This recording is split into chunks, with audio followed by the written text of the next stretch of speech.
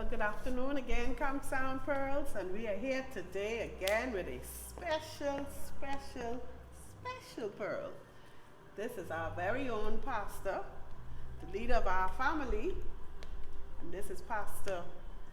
Pastor NATHANIEL PRATT, and he's from the lineage of William and Minerva, Reverend Minerva Pratt.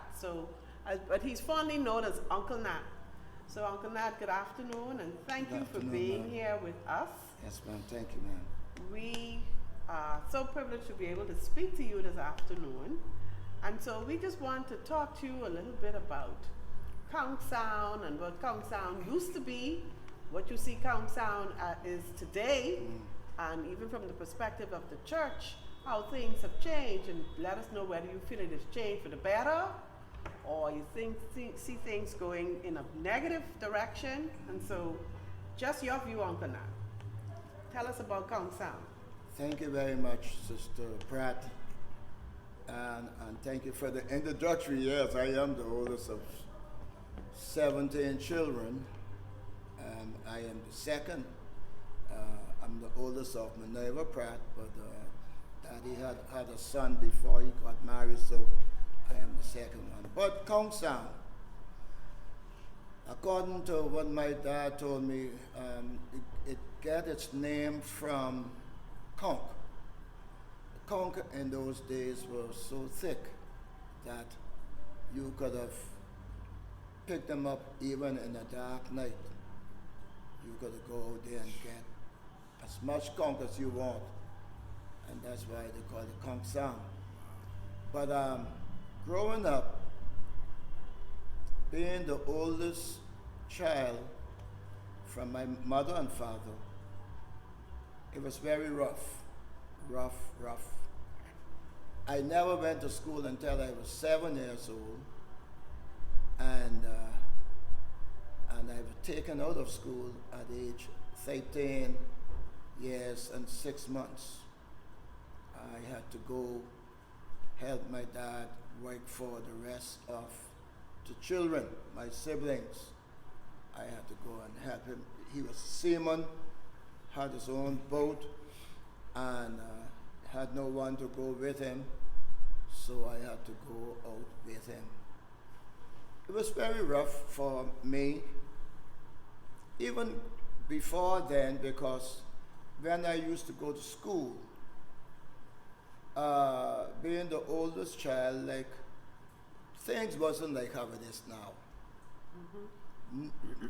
Nicholstown had the all-age school, and that is like 2.5 miles from here. And I being the oldest one, I had to get up in the morning, go look for soldier crab, and go out on the beach and catch fish. So what did you do with the soldier crab? Use it for bait. Oh, okay. And so we catch fish. I catch fish, and by the time as I get home, my sister Peter, she already cooked the grits, and that is what caused me to eat grits today. I eat too much grits, boiled grits, fried grits, baked grits, you name it, too much grits, and so we had to cook before we go to school. That 2.5 miles, we had to leave home in time to get to Nicholstown before 9 o'clock. Wow.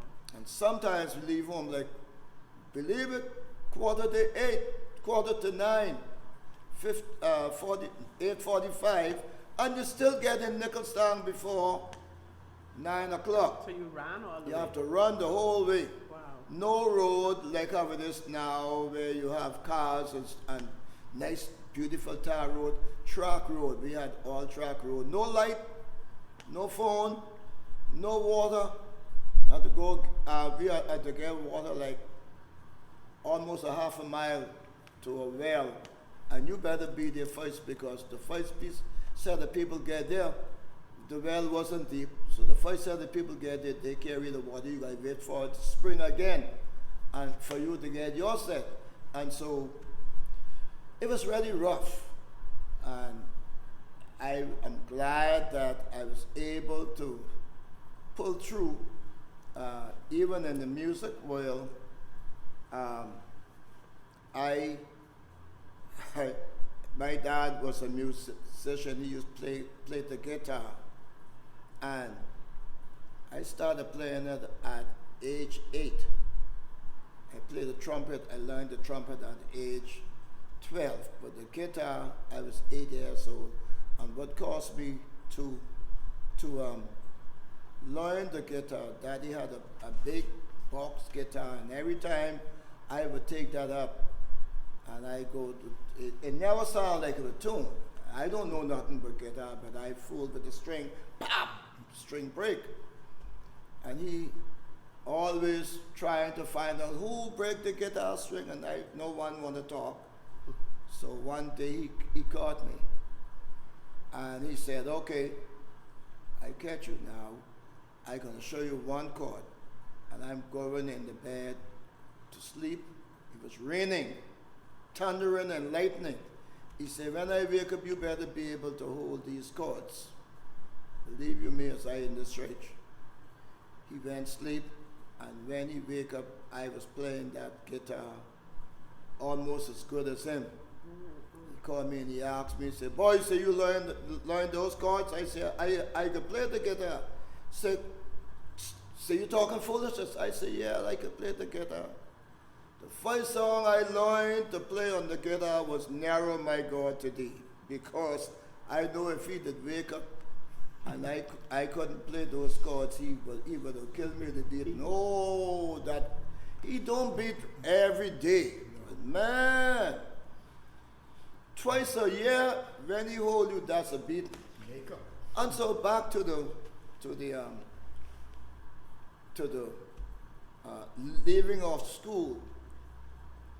My sisters and brothers, I think they owe me their life, because you can imagine at 13 years and 6 months, okay, my birthday was supposed to be in December. December gonna make me 13 years old, and then I leave school in June. So that 13 and a half years. And so only him and me on the boat, and it was a big boat, and you can imagine that a little boy just out of school, not to leave school, but I was smart. I was very, very smart, but then just like I couldn't spend my time in school. And I worked there until and it was a sailing vessel. So later on he built a motorboat, and the work was a little easier. We had some other guys join us, and then later, some 14 years or so after, Bill joined us on the boat, and it was a little easier for me then. So what did you all do when you all went out on the boat? We used to get a conch and fish, and crawfish. And then you take it into Nassau? Take it into Nassau. We had there was 2 places, restaurant on Bay Street that I don't know if they open anymore. There was one right on Bay Street, and Market Wharf used to call it the Red Dragon. And I forgot what the other one was. I doubt any of those places are open. So when no, I don't think so. But those places, we had a contract to get conch for these places.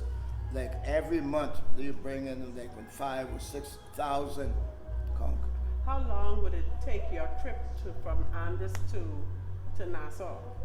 If you can go straight, the boat was very fast. The sailing vessel was fast, almost as fast as the motorboat. We used to do it like in 4.5, 5 hours.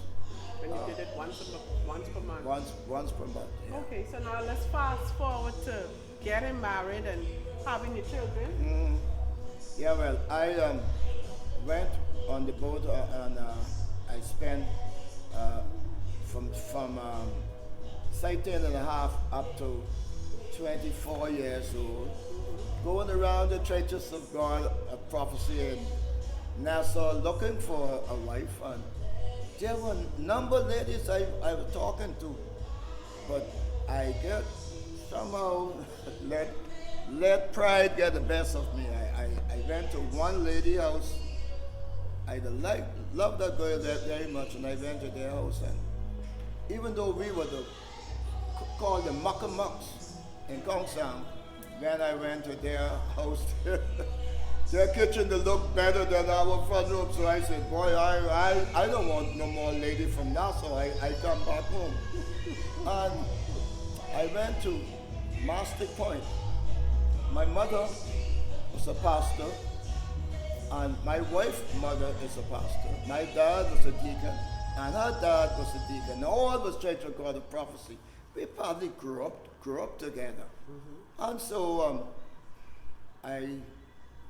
we were having a convention, and when church out, I was the bus driver. I used to take my mother-in-law then home to Mastic Point, which is about 14 to 16 miles away from here. And one night more than all, she said, boy, it was like 4 of us driving in the bus, 4 our young boys.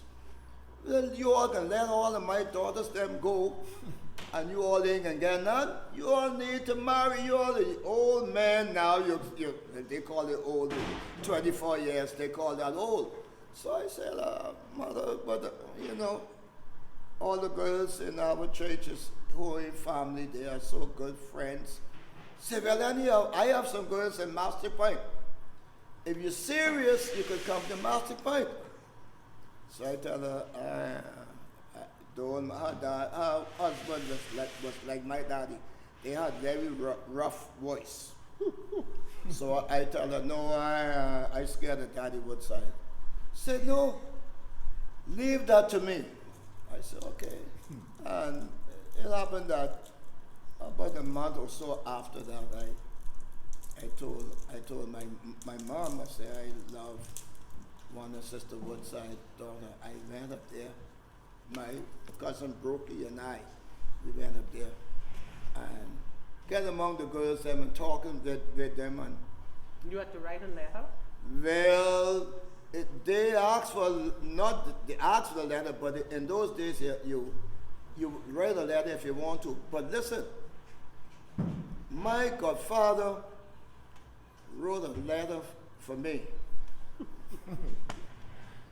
And when I read the letter, so much foolishness was in that. I take it from him and I read it, and I told him I was going to give it to my wife and my girlfriend then.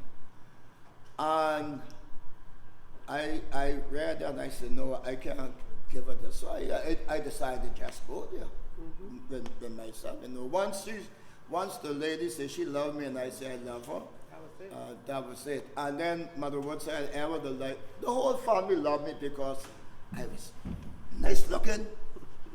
I get bald head now, but nice afro and handsome dude, man, you know. And in those days, I was used to drive car, because when you could find a young man who could drive a car, you straight. How many years ago was that? Oh boy, that's well, we were married now for 49 years.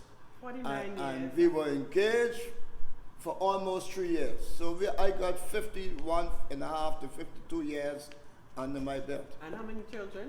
I had 5, but one of them, the Lord take that one back. So I have 4, 2 boys, 3 girls and 1 boy now. So let's just fast forward now to 2024, and just for a brief moment, let's just talk a little bit about the church. Where do you see the church today, Uncle Na, Pastor Na? Well, what do you feel? Do you feel that we're going in the right direction for the church? And if not, what do you think we can do as Christians to turn things around? I never thought I would have seen the day when I would have been a pastor. It was prophesied to me in 1979 by a lady by Esther Roll, named Esther Roll, and she came to me to our house one day and she said, the Lord said, I'm going to be the next pastor of the church. I told her that can't be. She said, yeah, God said you can be the next pastor. And you believe me, I was running from 1979 until the year 2002, when the bishop, the national bishop, appointed me and Pastor Russell, associate pastor. And since that time, we worked with Mother Pratt, who was the pastor and our mother. And she did a wonderful job, way better job than I did, because, well, of course, you know, the church was full of young people then. Everybody was having babies, and the church was full of young people, and she bring this church from a long way, because over on the south side from here was the old church that she met here, and it was a wooden building.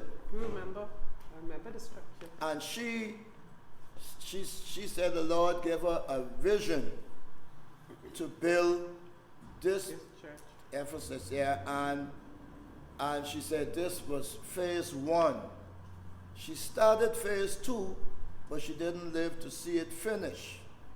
And I was, after she died in 2017, August, at the end of the year, no, that year, March 2018, they appoint me senior pastor of this church.